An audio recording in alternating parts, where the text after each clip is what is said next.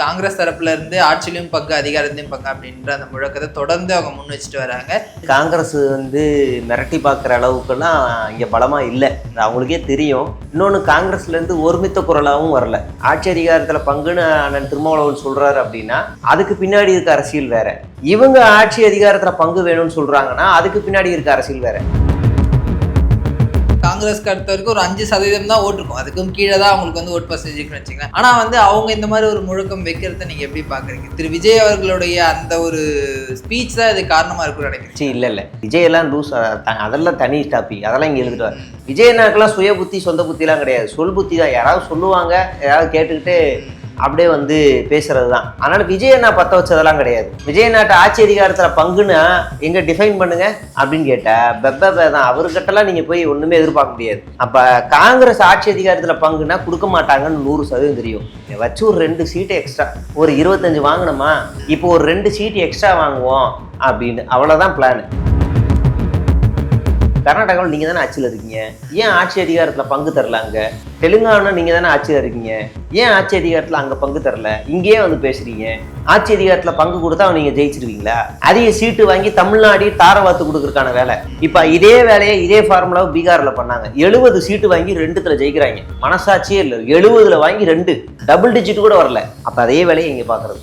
அவங்க பேஸ்மெண்ட்டே திமுக தான். அவங்களுக்கு திமுக விட்டுட்டு அவங்களுக்கு அரசியலே கிடையாது, அதனால அங்கே பகச்சிக்க முடியாது. ஆனால் அவங்களுடைய தொல்லை என்ன அப்படின்னா காங்கிரஸ் மாநிலத்தை கைப்பற்றணும். ஏன் காங்கிரஸோட பொதுக்குழு கூட்டம், மாநில அளவிலான பொதுக்குழு கூட்டம் கூட மாட்டேங்குது? என்னைக்கு கடைசியாக கூடுச்சு? ஒரு சிம்பிளா ஒரு கேள்வி, என்னைக்கு கடைசியாக கூடுச்சு? அவங்களுக்கே ஞாபகம் இருக்குமா? அவங்களுக்கே தெரியாது. ஏன் கூடல? கூடுச்சுன்னா அமைதியா நடத்தி முடிச்சுட்டு போயிடுவாங்களா? எல்லா கட்சியோட மாநில கூடவும் கூடுது, ஏன் காங்கிரஸ் மட்டும் கூடல? கூடுனா அது கூட்டமா இருக்காது. நீங்க 4 தாவேகாவை பார்க்கலாம் அந்த இடத்துல. செல்லுபுரனையே காலி பண்ணணும். செல்லுபுரனையே காலி பண்ணி அந்த இடத்துல எனக்கு தெரிஞ்சா அவர் வந்ததுக்கு அப்புறம் கட்சியில ஓரளவுக்கு சில விஷயங்கள் மாறி இருக்கு, பல விஷயங்கள் மாறி இருக்கு. அவர் வந்ததுக்கு அப்புறம் அவர் பல கட்சிகள் மாறி வந்தாரு, ஓகே ரைட்டு. ஆனா இப்போ இங்க வந்ததுக்கு அப்புறம் ஒரு சில ஸ்ட்ரக்சர்களை உருவாக்கி இருக்காரு. அது சில பேருக்கு பிடிக்கல, அது சில நாள முரண்பட்டு ஏற்றி விட்டு சில்லு முடிஞ்ச வேலையெல்லாம் பார்த்துக்கிட்டு எல்லா வேலையும் பார்த்துக்கிட்டு இருக்கிறேன்.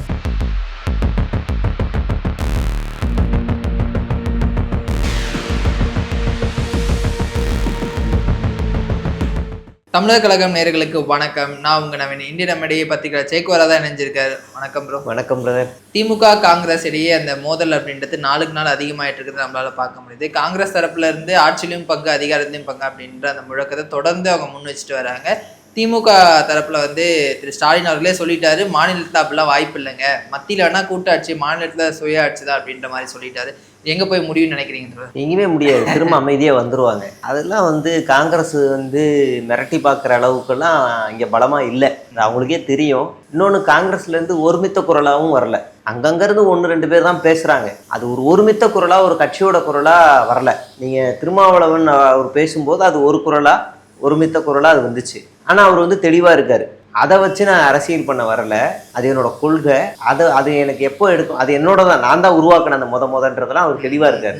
காங்கிரஸ் சொல்றதுக்கு பின்னாடி இருக்கிற அரசியல் என்ன அப்படின்னா 2 பேருக்கு வித்தியாசம் இருக்கு. ஆட்சி அதிகாரத்துல பங்குன்னு அண்ணன் திருமாவளவன் சொல்றாரு அப்படின்னா அதுக்கு பின்னாடி இருக்க அரசியல் வேற. இவங்க ஆட்சி அதிகாரத்துல பங்கு வேணும்னு சொல்றாங்கன்னா அதுக்கு பின்னாடி இருக்க அரசியல் வேற. இப்போ நீங்க பாஜகவை நகர்த்திட்டு காங்கிரஸ் மத்தியில வந்துச்சுன்னா இந்திய நாடு சொர்க்க பூமி ஆயிருமா? இந்தி திணிப்பை நிறுத்திடுவாங்களா? நீட்டு ஒழிஞ்சிருமா? இல்லை புதிய கல்விக் கொள்கையை மொத்தமாக மூடிடுவாங்களா? அப்படின்னு அதெல்லாம் எதுவும் நடக்குது, அப்படியே தான் இருக்கும். அதில் எந்த மாற்று கருத்தும் கிடையாது. 2 பேருக்கும் நமக்கு என்னன்னா ஒரு சில கருத்துக்கள் அவங்களோட ஒத்து போகுது. மத்திய அரசாங்கத்தோட என்ன ஒத்து போகுது? காங்கிரஸ் கட்சி இஸ்லாம் கோவிலுக்கோ இல்லை கிறிஸ்துவ சர்ச்சுக்கோ போய் அதை போய் இடிக்காது, அவங்க எதிரின்னு சொல்லாது, குடிசைகளை கொடுத்தாது, சாதிகள் வேணும்னு சொல்லாது, வேணான்னு சொல்லும், மத வெறி வேணான்னு சொல்லும். அப்ப இந்த கருத்துக்களோட காங்கிரஸோட நம்ம ஒத்து போறோம் அப்படிங்கறதுனாலதான் மாநிலங்கள்ல அவங்களுடைய கொள்கையை தேர்தலுக்கு மட்டும் நம்ம ஏத்துக்கிறோம். அவ்வளவுதான் டிமாண்டு. மற்றபடி அப்படியே அவங்கள்ட்ட தமிழ்நாட்டை தாரவாத்து கொடுக்கறதெல்லாம் வாய்ப்பு இல்லை. எனக்கு தெரிஞ்சு காங்கிரஸ் அல்லாத ஒரு சட்டமன்றம் இருக்கணும். மத்திய அரசாங்கமே இல்லாத, மத்திய கட்சிகள், அது பாஜகவோ இல்லை காங்கிரஸோ, 2மே இல்லாத ஒரு சட்டமன்றத்தை நான் பார்க்கணும்னு ஆசை எனக்கு. அதுக்கு வாய்ப்பு இருக்கு அப்புறம். ஏன்னா என்னன்னா காங்கிரஸ்க்கு அடுத்த வரைக்கும் ஒரு 5% தான் ஓட்டு இருக்கும், அதுக்கும் கீழே தான் அவங்களுக்கு ஓட் பர்சன்டேஜ் வச்சுங்களேன். ஆனா வந்து அவங்க இந்த மாதிரி ஒரு முழக்கம் வைக்கிறத நீங்க எப்படி பாக்குறீங்க? திரு விஜய் அவர்களுடைய அந்த ஒரு ஸ்பீச் தான் இது காரணமா இருக்கும்னு நினைக்கிறேன். இல்ல விஜய் எல்லாம் லூஸ், அதெல்லாம் தனி டாபிக், அதெல்லாம் இங்க எழுதிட்டு இதை முத வெளியே கொண்டு வந்து நான் முன்னாடி சொன்னதுதான். திருமாவளவன் அவர் தான் கொண்டு வந்தது. விஜய் கட்சி ஆரம்பிக்கிறதுக்கு முன்னாடியே ஆட்சி அதிகாரத்துல பங்குன்னு சொல்லி ஒரு வீடியோ போட்டு டெலீட் பண்ணி அதை சர்ச்சையாக்கி அதை ஒரு பெரும் பேசும் பொருளாக்குனது, இப்படி ஒரு விஷயம் இருக்குன்னு தமிழ்நாட்டுக்கு வெளிச்சம் போட்டு காட்டினது எல்லாமே திருமாவளவன் அவர் தான். அதுக்கப்புறமா அங்கிருந்த ஒரு டுபாகுற ஒரு அண்ணன் தான் வந்து தாவேக்காவுக்கு மாறினாரு. அப்ப அவர் பாக்குறாரு, அண்ணன் இந்த மாதிரி அங்க பேசுனாங்க, நீங்களும் கேளுங்க அப்படின்னு பத்த வச்சுதான் விஜய் அண்ணன் பேசினாரு. விஜய் அண்ணாக்கெல்லாம் சுய புத்தி சொந்த புத்திலாம் கிடையாது, சொல் புத்தி தான். யாராவது சொல்லுவாங்க, யாராவது கேட்டுக்கிட்டு அப்படியே வந்து பேசுறது தான். அதனால விஜய் அண்ணா பத்த வச்சதெல்லாம் கிடையாது, இது தனி.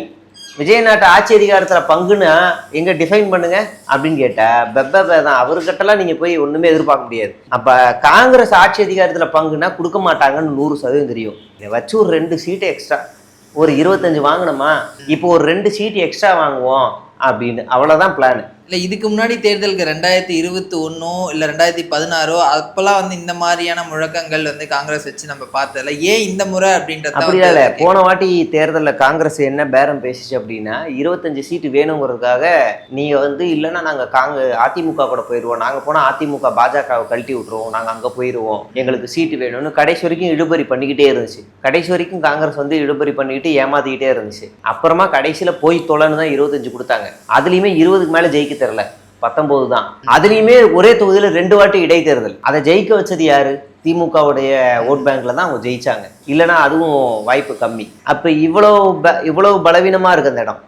நீங்க ஒரு இந்தியா முழுவதுமே மாநிலங்கள் எம்பி தேர்தல் வரும்போது, நாடாளுமன்ற தேர்தல் வரும்போது ஒரே ஒரு ஸ்டேட் மட்டும்தான் வாஷ் அவுட் பண்ணி கொடுக்குது, பிஜேபிக்கு மரண அடியே கொடுக்குது. இரடா ஸ்டேட் இதுன்னு அவன் டெல்லியில திரும்பி பார்க்குறான். தட் இஸ் கால்டு தமிழ்நாடு அப்படின்னு இங்க வந்து சொல்றோம். ஏன்னா 40 வாஷ் அவுட். வேற எங்க வாஷ் அவுட்?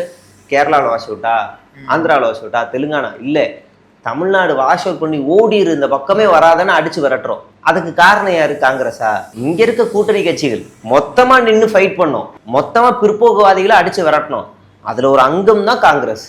அதனால காங்கிரஸ் தான் அப்படின்லாம் நம்ம வந்து எதுவுமே எடுத்துக்க முடியாது. நீங்க வந்து காங்கிரஸ் வந்து பிரவீன் சக்கரவர்த்தி ஒரு ஆளுன்னு அவர் சொல்றலாம் டேட்டாவெல்லாம் நம்ம தூக்கிட்டு வந்து பேசவே கூடாது. அவர் வந்து சொல்றாரு 9 மாநிலங்கள்ல 5 மாநிலங்கள்ல கடைசி தேர்தலுக்கு கடைசி கொஞ்ச நாளைக்கு முன்னாடி தொகை அறிவிப்பு திட்டம் மாதிரி அறிவிச்ச தோல்வி அடைஞ்ச மாநிலங்கள்ல 5, அதுல 2 காங்கிரஸும் உட்பட 5, மீதி 4 தான் ஜெயிச்சுது அப்படின்னு தமிழ்நாடு தான் குறிப்பிடுறாரு. தமிழ்நாடு அரசாங்கம் 5000 கொடுத்ததுக்கு அப்புறம் தான் அவர் குறிப்பிடுறாரு. நம்ம ரொம்ப சிம்பிளா கேட்போம். கடைசியா 2018 கூட வேணாம், 2020 இருந்து 5 வருஷத்துல காங்கிரஸ் ஆட்சி இழந்த மாநிலங்களோட பட்டியலாம் எடுப்போம். பல பட்டியல் இருக்கு, வெறும் 5 வருஷத்துல பட்டியல் எடுப்போம். அங்கெல்லாம் ஏன் இழந்துச்சு? நீங்க என்ன நலத்திட்டங்களை உதவியில அறிவிச்சா தோத்தீங்க? இல்ல, உட்கட்சி மோதல். ராஜஸ்தான், நான் அந்த பட்டியலோட உங்களுக்கு நான் சொல்றேன். அதுல முதல் மாநிலம் மத்திய பிரதேசம். 2023ல அமைப்பு பலவீனம், தரைமட்ட அமைப்பு குறைவு, அவங்க சுத்தமா வேலையை செய்யல, மக்கள் மேல அதிருப்தி அதிகமாகி காங்கிரஸ் ஆட்சியை அகற்றுறாங்க. அடுத்ததா ராஜஸ்தானுக்கு வருவோம். ராஜஸ்தான்ல கோஷ்டி போதல், 2 பேரும் அடிச்சுக்கிறாங்க. நானா நீயான்னு ஒரே கட்சிக்காரங்க. பாஜகலாம் வந்து காங்கிரஸை காலி பண்ணல, காங்கிரஸை அழிச்சது காங்கிரஸ் தான். அசோக் கெஹ்லோட்டுக்கும் சச்சின் பைலட்டுக்கும் சண்டை எங்க? ராஜஸ்தான்ல 2023ல. அதே 2023ல சத்தீஸ்கர்ல பூபேஷ் பாகலுக்கும் TS சிங்தேவுக்கும் சண்டை, உட்கட்சி மோதல். வெளியில இருந்து யாரும் தடையல. அதே 2022 பஞ்சாப்ல அமரேந்தர் சிங்குக்கும் நவ்ஜோத் சிங் சித்துக்கும் கடுமையான மோதல். மாநில தலைவரா CM அதுல ஒரு ஆள் போய் தனியா கட்சியாவே ஆரம்பிச்சா அதுவும் தோத்துட்டாரு. அடுத்து கோவாவில் மொத்த MLAவும் விழ போயிட்டாங்க, மொத்த MLAவும் கூண்டோட எஸ்கேப். அடுத்து உத்தரகாண்ட்ல தலைமை குழப்பம். யாரா இது? என்னடா தலைமை? ஒண்ணுமே புரியலையே, அந்த குழப்பம். அசாம்ல அமைப்பு பலவீனம். மணிப்பூர்ல கட்சியில இருந்து மொத்தமா விலகுறாங்க, தோல்வி. கர்நாடகாவில் 2018 என்ன நடந்துச்சுன்னு தெரியும். எப்படி பசுராஜ் பொம்மை கடைசி நேரத்துல ஆட்சிக்கு வர, ஆட்சி கவிழ்ப்பு, உட்கட்சி மோதல்.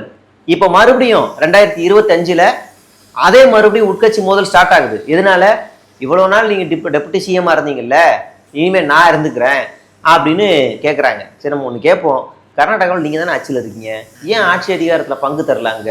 தெலுங்கானா நீங்கள் தானே ஆட்சியில் இருக்கீங்க, ஏன் ஆட்சி அதிகாரத்துல அங்க பங்கு தரல, இங்கேயே வந்து பேசுறீங்க?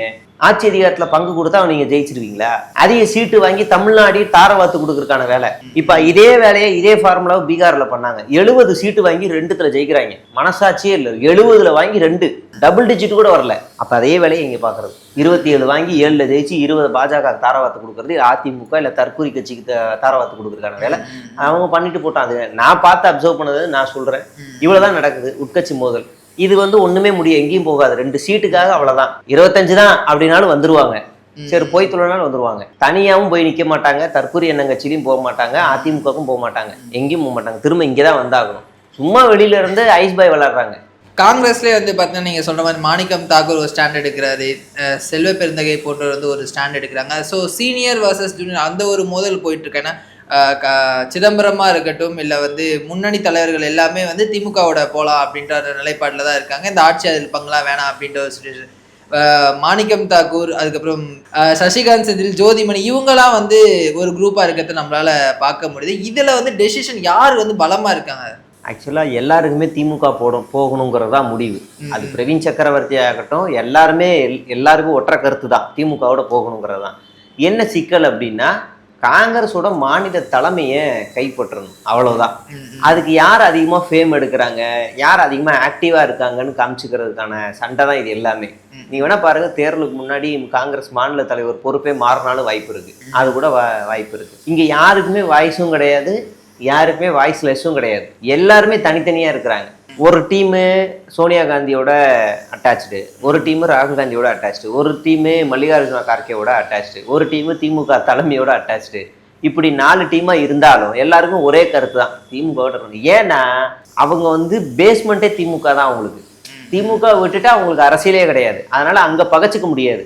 ஆனா அவங்களுடைய தொல்லை என்ன அப்படின்னா காங்கிரஸ் மாநிலத்தை கைப்பற்றணும். ஏன் காங்கிரஸோட பொதுக்குழு கூட்டம், மாநில அளவிலான பொதுக்குழு கூட்டம் கூட மாட்டேங்குது? என்னைக்கு கடைசியா கூடுச்சு? ஒரு சிம்பிளா ஒரு கேள்வி, என்னைக்கு கடைசியா கூடுச்சு? அவங்களுக்கே ஞாபகம் இருக்குமா? அவங்களுக்கே தெரியாது. ஏன் கூடல? கூடுச்சுன்னா அமைதியா நடத்தி முடிச்சுட்டு போயிடுவாங்களா? எல்லா கட்சியோட மாநில கூடவும் கூடுது, ஏன் காங்கிரஸ் மட்டும் கூடல? கூடுனா அது கூட்டமா இருக்காது. நீங்க 4 தாவேகாவை பார்க்கலாம் அந்த இடத்துல. அப்ப அந்த மாதிரி சிக்கலாகும் அப்படின்றதுதான். இதை வந்து சமாளிக்கிறதுல டெல்லி தலைமை, அதாவது காங்கிரஸ் டெல்லி தலைமையாலேயே முயற்சி எடுக்க முடியல. அவங்க முயற்சி எடுக்காதனுடைய விளைவு தான் இப்ப நான் சொன்னல ஒரு பட்டியல், 9 மாநிலங்களுடைய பட்டியல் ஆட்சி இழந்ததுக்கு முக்கிய காரணம் கட்சிக்குள்ள நடக்கிற பிளவுகளை உட்கார வச்சு பேச வைக்க முடியல. ரொம்ப சிம்பிளா சொல்றேன், மாணிக் தாகூரி செல்வ பெருந்தகை நடுவில் உட்கார வச்சுட்டு சொல்வதெல்லாம் உண்மை மாதிரி சோனியா காந்தி வந்து உட்காந்து பேச முடியுமா? பைத்தியம் பிடிச்சிரும் அவங்களுக்கு, ஐயேன்றுவாங்க. இல்ல ராகுல் காந்தி தான் 2 பேரை உட்கார வச்சு பேச வைக்க முடியுமா? முடியாது. ஒருத்தருக்கு ஒருத்தர் முரண். அவங்களால ஒன்னா சேர்ந்து மாவட்ட அளவுல கூட ஒரு மேடையில கூட உங்களால கூட்ட முடியல. இது இந்த சிக்கல் இப்ப இல்ல, அழகிரி அழகிரி இருக்கும் போது இருந்தே இருக்கு இந்த பிரச்சனை. தலைமையை மதிக்காத ஒரு பிரச்சனை அப்பையில இருந்தே இருக்கு. நீங்க அழகிரி வந்து மாநிலத்துல ஒரு போராட்டம் நடக்குது, மத்தியில காங்கிரஸ் தலைவர் ராகுல் காந்தி கைது பண்றாங்க. ஒரு கட்சி தலைவரை கைது பண்ணிட்டாங்கன்னா எப்படி இருக்கும் போராட்டம்? நம்ம அழகிரி என்ன சூப்பரா பண்ணாரு, காரை ஓரம் நிறுத்திட்டு டிராக்ல டிரைவரோட சேர்ந்து 4 பேர் நின்றுட்டு அதே ட்ரெயின்ல ஏறி வீட்டுக்கு போயிட்டாரு. அவ்வளவுதான். அவ்வளவு பலவீனமான ஒரு கட்சி. நீங்க இப்பவும் காங்கிரஸ் கடைசியா எப்போ போராட்டம் நடந்துச்சு? ரொம்ப சிம்பிளா கேட்போம், காங்கிரஸ் பாஜகவை எதிர்த்து தமிழ்நாட்டில் எப்போ போராட்டம் நடந்துச்சு? சரி, காங்கிரஸ் எங்க போராடும் அப்படின்னா டெல்லியில கூட்டணி கட்சிகளை துணைக்கி வச்சுக்கிட்டு எம்பிக்கள் போராடுவாங்க, அதை நாடு முழுவதும் பேசுவாங்க. அப்ப காங்கிரஸ் எந்த இடத்துல வலுவா இருக்குன்னு பார்க்கணும். கேரளாவோட வலுவா இருக்கா? முடிஞ்சுச்சு. இப்போ நீங்க 2 ஸ்டேட்ல தான் கையில இருக்கு. திரும்பவும் தமிழ்நாட்டுக்குள்ள எதையாவது நுழைய முடியுமான்ற வேலையெல்லாம் இங்க பார்க்கக்கூடாது. இருக்கிற 25 சீட்டை மறுபடியும் 25 சீட்டு கூட 25 ஜெயிக்கிறதுக்கான வழியை பார்க்கணும். அதுக்கப்புறமா சீட்டை அதிகமாக்கி கேட்கணும். பீகார் மாதிரி 70 வாங்கிட்டு 2ல வந்து நிக்க கூடாது. அதான் நம்ம சொல்றது. இங்க வந்து என்ன சிக்கல்னா செல்வ பெருந்தகையை காலி பண்ணணும். செல்வ பெருந்தகையை காலி பண்ணி அந்த இடத்துல எனக்கு தெரிஞ்சா அவர் வந்ததுக்கு அப்புறம் கட்சியில ஓரளவுக்கு சில விஷயங்கள் மாறி இருக்கு, பல விஷயங்கள் மாறி இருக்கு. அவர் வந்ததுக்கு அப்புறம் அவர் பல கட்சிகள் மாறி வந்தாரு, ஓகே ரைட்டு. ஆனா இப்போ இங்க வந்ததுக்கு அப்புறம் ஒரு சில ஸ்ட்ரக்சர்களை உருவாக்கி இருக்காரு. அது சில பேருக்கு பிடிக்கல, அது சில நாள முரண்பட்டு ஏற்றி விட்டு சில்லு முடிஞ்ச வேலையெல்லாம் பார்த்துக்கிட்டு எல்லா வேலையும் பார்த்துக்கிட்டு இருக்கிறாங்க. மாணிக்கம் தாக்கூர் ஒரு ட்வீட் போத 2006 நாங்கள் வந்து இந்த மிஸ் பண்ணிட்டோம் இந்த கூட்டணி ஆட்சி அப்படின்ற ஒரு விஷயத்தை, ஆனால் இந்த முறை நாங்கள் அதை மிஸ் பண்ண மாட்டோம் அப்படின்னு சார். ஸோ அவர் சொல்கிற 2006 வந்து பார்த்தீங்கன்னா திமுக ஒரு மைனாரிட்டி கவர்மெண்ட்டாக இருந்துச்சு, காங்கிரஸ் துணையோட தான் வந்து அவங்க ஆட்சி நடத்திட்டு இருந்தாங்க. அப்போ நாங்கள் எந்த டிமாண்டுமே வைக்கல, எங்களோட தயவோட தான் வந்து திமுக ஆட்சி நடத்துச்சு. ஆனால் அதே ஒரு விஷயத்தை நாங்கள் இப்போ கேட்கும்போது இங்கே ஏன் கோவப்படுறீங்க அப்படின்ற விஷயத்தை கேட்டிருக்காரு. அதாவது ஒவ்வொரு அரசியல் சூழல்லையும் ஒரு காரணங்கள் இருக்கு. ஒவ்வொரு அரசியல் சூழல்னு ஒன்று இருக்கு. இதுக்கு முன்னாடி பக்தவாச்சல இருந்த நேரத்தில் காங்கிரஸ் அடிச்சு ஓட விட்டோம், அதே மாதிரி இப்போ அடிச்சு ஓட விடலாமா? அடிச்சு ஓட விடுவோமா? காங்கிரஸ் இருந்தப்போ தமிழ்நாட்டில் காமராஜர் ஆட்சியில் இருந்தப்போ காங்கிரஸ் வந்து எதிர்த்து பேசணும், இங்கே எல்லாருமே எதிர்த்து பேசணும். இப்போ அதே மாதிரி இப்போ எதிர்த்து பேசி அடிச்சு விரட்டலாமா? ஏன் அப்போ நாங்கள் அடிச்சு விரட்டும் போது எதிர்த்தீங்கன்னு சொல்லி பேசலாமா? அப்போ இருந்த ஒரு அரசியல் சூழல் வேற, இப்போ இருக்க அரசியல் சூழல் வேற. அந்த ஒவ்வொரு சூழலும் நீங்கள் ஒத்து போகிறீங்க அப்படின்னா நம்ம பின்னாடியெல்லாம் போய் பேசுவோம். நீ தானே வெங்காயம் நீட்டை உள்ளே தூக்கிட்டு வந்த, அதை லைட்டாக அவன் பட்டடிங்கரிங் பண்ணி காவி சாயம் பெயிண்ட் அடித்து இங்கே தூக்கிட்டு வந்துட்டான். அப்போ புதிய கல்விக் கொள்கையை நீ தான் கொண்டு வந்த, அதை பட்டடிங்கரிங் பண்ணி காவி சாயம் அடித்து இவங்க கொண்டு வந்துட்டான். இது எல்லாத்துக்கும் ஆணி வேற நீ தான் இருக்க. நம்ம இப்போ எதிர்த்து பேசலாமா? ஒரு சிச்சுவேஷன், ஒரு அரசியல் காலகட்டங்கள்னு ஒன்று இருக்குது. அந்தந்த அரசியல் காலகட்ட சூழலுக்கு ஏற்பதான் அந்த அரசியல் நகரும். அப்போ நாங்கள் டிமாண்ட் பண்ணலை அப்படின்னா நீங்கள் அது பெருந்தன்மையெல்லாம் கிடையாது. இப்போ பெருந்தன்மையெல்லாம் கிடையாது. அப்போ பாஜக கால் ஊன்ற ஆரம்பிச்சிருச்சு. பல மாநிலங்களில் நீங்கள் அப்பயே ஆட்சி இழக்க ஆரம்பிச்சிட்டீங்க. நீங்கள் ஒன்றும் இல்லை, நான் இப்போ ஒரு 9 ஸ்டேட் சொல்கிறேன்ல, 9 ஸ்டேட் இப்போ மட்டும் தான் காங்கிரஸ் பிரியுதா? இப்போ மட்டும் தான் காங்கிரஸ் பிரியுதா? காங்கிரஸ் எப்பயில இருந்தும் பலவீனம் ஆயிடுச்சு. இந்தியாவிலேயே தமிழ்நாட்டை தவிர மீதி எல்லா இடத்துலையும் காங்கிரஸ் ஆட்சியில் இருந்துச்சு. இப்போ எத்தனையில இருக்கு? உங்களுக்கு சரத் பவார், அஜித் பவார் எதுலேருந்து வந்தாங்க? காங்கிரஸ்லேருந்து தான் பிரிஞ்சு வந்தாங்க. மம்தா எதுலேருந்து வந்தாங்க? காங்கிரஸ்லேருந்து தான் பிரிஞ்சு வந்தாங்க. என்ஆர்ஐ காங்கிரஸ் பாண்டிச்சேரி சிஎம் அவர் எதுல இருந்து வந்தாரு? இங்க தமிழ் மாநில காங்கிரஸ் அவர் எதுல இருந்து வந்தாரு? இப்ப பட்டியல் போடுவோம், எத்தனை பேர் உங்க காங்கிரஸ் கட்சியில இருந்து வெளியே வந்து தனியா கட்சி ஆரம்பிச்சிருக்காங்கன்னு. அப்ப நீங்க எவ்வளவு வருஷமா பலவீனமா இருக்கீங்க, எத்தனை ஸ்டேட்டை இழந்திருக்கீங்க அப்படின்னு நம்ம பட்டியல் போடுவோம். எத்தனை ஸ்டேட்ல உங்களுடைய எம்எல்ஏக்களை பாஜக விலைக்கு வாங்கியிருக்கு? பாண்டிச்சேரியிலேயே ஆட்சி கவிழ்ப்பு நடந்துச்சா இல்லையா? நாராயணசாமி ஆட்சியில கவிழ்ப்பு நடந்துச்சா இல்லையா? பாஜக உள்ள ஊடுருச்சா இல்லையா? அப்போ அதே மாதிரி நீங்கள் வந்து பேசுவோமா? உட்காந்து பேசுவோமா? பாண்டிச்சேரியில் ஆட்சியில் இருக்கும்போது நீங்கள் திமுகவுக்கு ஆட்சி அதிகாரத்தில் பங்கு கொடுத்தீங்களா சார்? நாராயணசாமி ஆட்சியில் இருந்தார், திமுகவுக்கு ஆட்சி அதிகாரத்தில் பங்கு கொடுத்தீங்களா? இல்லைல்ல. உங்கள் கட்சிக்குள்ள கோஷ்டி முதல் அதில் பாதி பேர் பாஜகவுக்கு தாவிட்டான். உங்கள் கட்சி ஆளுங்களே உங்களால் ஒழுங்காக பார்த்துக்க முடியல, நீங்கள் எதை வந்து பேசுகிறீங்க அப்படின்னு நம்ம திரும்ப கேட்போம். திமுக அந்த ஒரு பயமும் இருக்குமா? இப்போ ஒருவேளை இவங்களுக்கு வந்து அதிகமாக சீட் கொடுத்தோம் அப்படின்னா இவங்க இருக்கக்கூடிய உட்கட்சி பூசல்னால அது வந்து தோல்விக்கு வித்திடும் அப்படின்னு கூட அவங்க பயப்படலாம் இல்லையா? அப்படின்றது தாண்டி மாநில சுயாட்சின்னு ஒன்று இருக்கு. காங்கிரஸ் வந்துருச்சுன்னா மாநில சுயாட்சியை மத்தியில இருந்து கொடுக்குமா? அது ஒரு கேள்வி இருக்கு. நீங்க ஒண்ணும் இல்ல, காங்கிரஸ் மத்தியில ஆட்சியில இருக்கும்போது எம்ஜிஆர் உருவாக்கி விட்டது யாரு? அப்ப இது பாஜகவுக்கு சலிச்சது காங்கிரஸ் கிடையாது. நீங்க காங்கிரஸை கொண்டு போய் நீங்க நாடாளுமன்றத்துல வச்சாலும் இப்ப என்ன ஃபைட் பண்ணிருக்கோமோ அதே ஃபைட் தொடரும். என்ன கொஞ்சம் ஜனநாயகம் இருக்கும், அவ்வளவுதான். பாஜக ஆட்சியில ஜனநாயகம் இருக்காது, அவங்க ஆட்சியில ஜனநாயகம் இருக்கும். ஆனா அந்த திட்டங்கள் எல்லாமே தொடரும், கண்டிப்பா தொடரும். அவங்க விட்டு போன திட்டங்களை அமல்படுத்துவாங்க. நான் ஓப்பனா சொல்றேன், 30 நாள் ஒரு எம்எல்ஏவோ ஒரு அமைச்சரோ ஒரு முதலமைச்சரோ இல்ல யாரோ ஒருத்தர் சிறையில இருக்காங்க அப்படின்னா அவங்களுடைய பதவி பறிக்கப்படும் ஒரு திட்டத்தை கொண்டு வர பாக்குறாங்கல்ல, அதை காங்கிரஸ் வந்தாலும் அமல்படுத்தும். அது எந்த மாற்று கருத்தும் கிடையாது. அப்ப இவங்க வந்தாங்கன்னா மாநில சுயேட்சைக்கு எதிராக இருப்பாங்க. அதனால இவங்களை வைக்க வேண்டிய இடத்துல வைக்கணும்ன்ற தாட் வந்து எந்த ஸ்டேட்ல யார் ஆட்சியில் இருந்தாலும் மத்திய அரசாங்கத்துக்கு அது அந்த மத்திய கட்சிகளுக்கு அப்படிதான் கொடுப்பாங்க. அதுதான் கரெக்டா இருக்கும். ஒருவேளை அவங்களுடைய குடுமிப்புடி இங்க மாநில கட்சியோட குடுமிப்புடி மத்தியில் இருக்கக்கூடிய கட்சியில மாட்டிக்கிச்சுன்னா இவங்க சொல்றதெல்லாம் கேட்க முடியும். ஃபார் எக்ஸாம்பிள் பாஜக அதிமுக மாட்டின மாதிரி. ஸோ இந்த சூழல் வச்சு பார்க்கும்போது கண்டிப்பா வந்து காங்கிரஸ் திமுகவோட தான் தொடரும் அப்படின்னு நம்ம எடுத்துக்கலாமா? இந்த தேர்தலில் கண்டிப்பா தொடரும். 100% வாய்ப்பு இருக்காது, வேற வழியே இல்லை. நீங்க போய் அரசனை நம்பி புருஷனை விட்ட கதையா குரங்கு கூட்டத்துல போய் மாட்டிக்கிட்டு மொத்தத்தையும் இழக்க வரும்னு நினைக்கிறீங்களா? நான் என்ன சொல்றேன்னா, தயவு செய்து கழட்டி விட்டு, என்னோட தனிப்பட்ட தயவு செய்து கழட்டி விட்டுருங்க, வேண்டாம். நீங்க மத்தியில மட்டும் ஆட்சியில இருக்கும். மம்தா ஒரு ஸ்டாண்ட் எடுத்தாங்கல்ல, பினராயி விஜயன் ஒரு ஸ்டாண்ட் எடுத்தார்ல, மாநிலங்கள்ல நாங்க காங்கிரஸோட கூட்டணி இல்லை, மத்தியில நாங்க பாத்துக்கிறோம் அப்படின்னாங்களே, அந்த ஸ்டாண்ட் தயவு செய்து எடுத்துங்க. காங்கிரஸ் இல்லாத ஒரு சட்டமன்றத்தை பார்க்கணும்னு ஒரு ஆசை, அவ்வளவுதான். பாஜக இல்லாத ஒரு சட்டமன்றத்தை பார்க்கணும், அப்பாடா அப்படின்னு சந்தோஷமா இருக்கும். கண்டிப்பா தொடர்ந்து என்ன நடக்குது அப்படின்றத பார்க்கலாம். தகவலுக்கு ரொம்ப நன்றி. நன்றி.